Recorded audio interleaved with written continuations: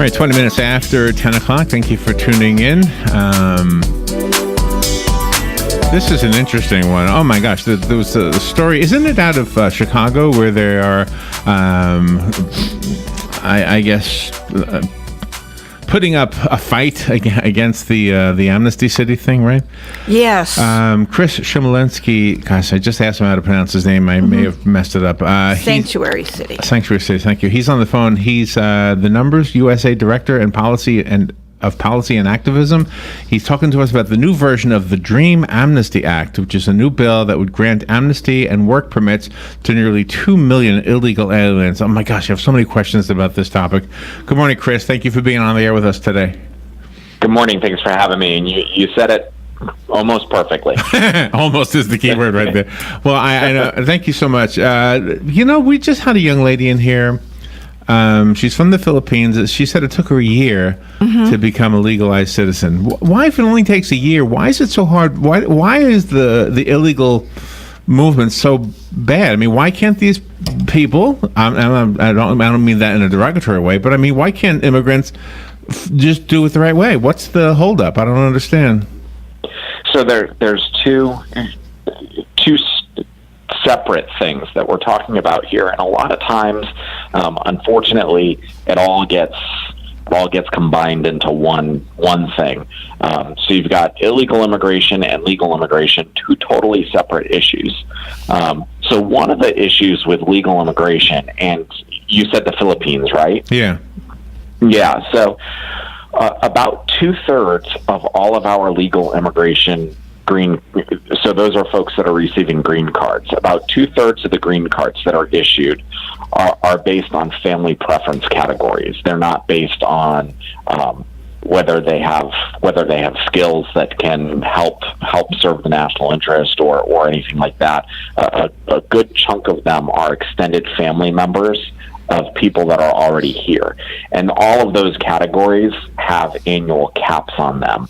So depending on which one of those subcategories you fall into and which country you come from, because there's also per country annual limits to all of these things, you can have a 1-year waiting line, you can have a 5-year waiting line. There's some waiting lines that are 10, 20 years long. Okay.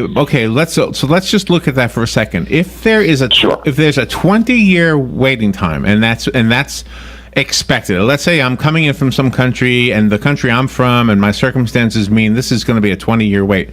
Do the immigration officials in our country give me a little bit of a break as long as I'm going through the process, even if it is a 20-year wait?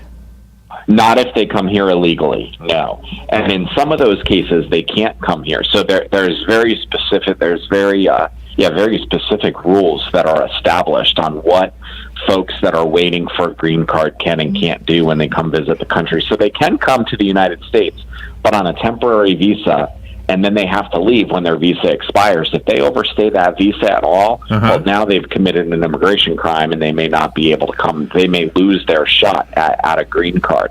But just a quick thing to point out: the bill that was introduced last week in the Senate by Senators Tom Cotton and David Perdue, alongside with President Trump, their bill would actually end some of these categories that have these 10 to 20 year-long waits, so that we don't have this issue anymore. So that sounds like a good thing. It depends who you talk to. We believe it's a good thing just because NumbersUSA believes that immigration policy should serve the national interest. And what we're really talking about here, the folks that have really long waits to get into the country legally, what they are adult extended family members of people who came here as an immigrant and just recently became U.S. citizens. And then what they're doing is they're sponsoring their adult family members.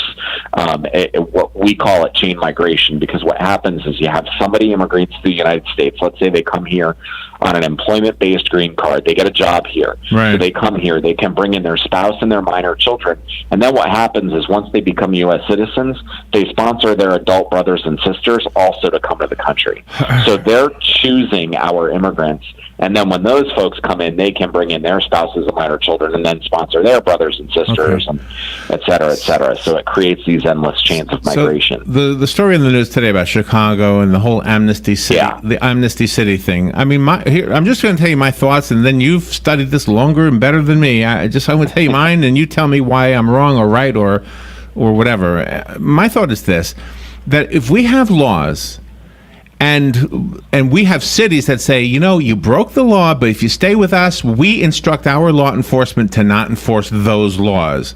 That almost sounds contradictory. Yeah. I mean, it's kind of weird that we have a law. It seems to me the better thing to do would be to say, we need to change the law instead of giving law enforcement a mixed signal. You enforce this law, you don't enforce this law, Yeah, and that's part of what I think these sanctuary jurisdictions are doing. They're trying to force Congress's hand to try to make, the United States hasn't passed any major immigration reform since 1990. So we're operating under law right now that's 27 years old.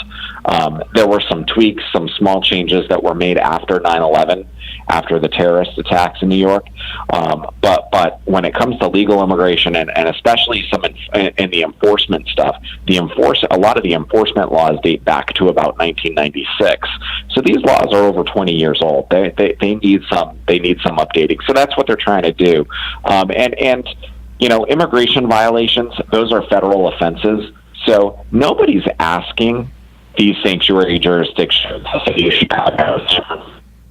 Okay, you broke up a little bit right there, Chris. Can you? Sorry. Okay. Yeah. When the presidential campaign was going on, one of our senators, Senator Marco Rubio, I thought put together a pretty good plan. Now, a lot of his Republican counterparts did not like his plan because his plan was, I thought, very understanding and very fair to both sides.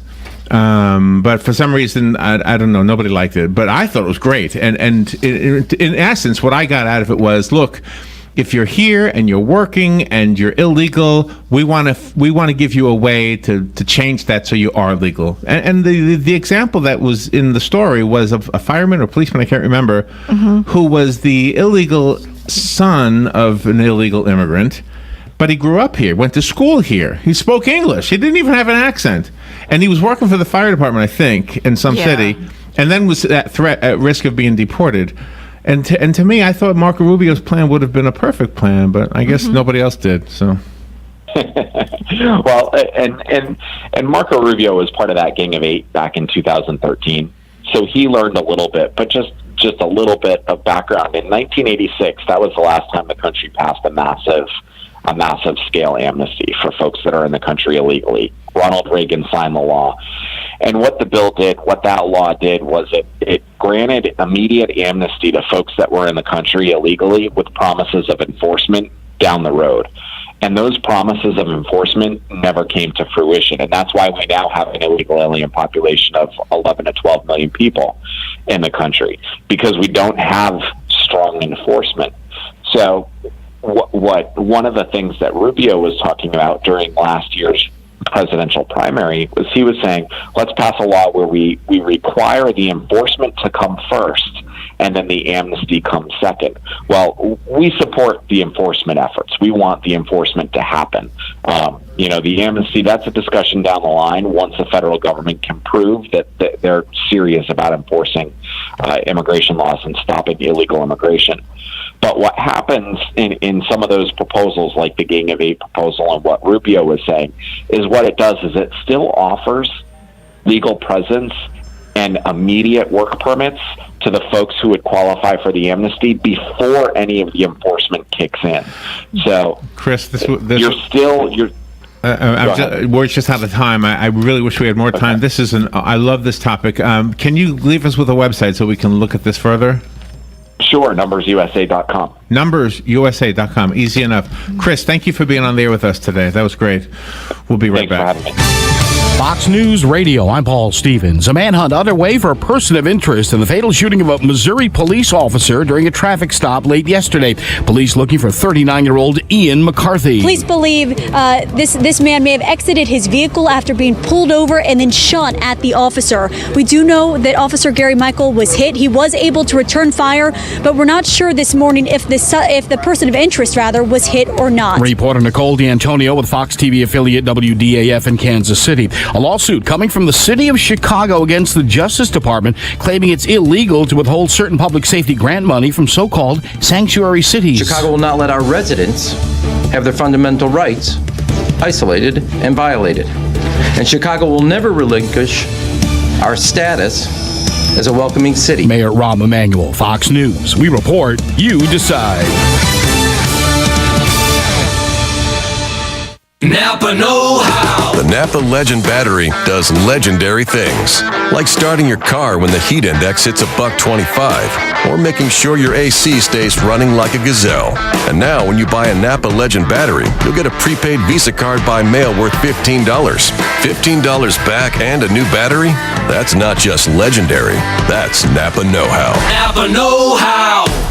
At participating Napa Auto Parts stores. Offer expires 8/31/17. Okay, keep your eyes closed. Okay. I want to show you my first ever painting. Ooh, all right. Okay. Open your eyes. Oh, that's a lot of colors and shapes. So be honest. What do you think? Well, I like how if you switch to Geico, you could save hundreds of dollars on car insurance. Oh, yeah, that's true. Yeah. Here, why don't I hold your paintbrush while you call them? Geico, because saving 15% or more on car insurance is always a great answer.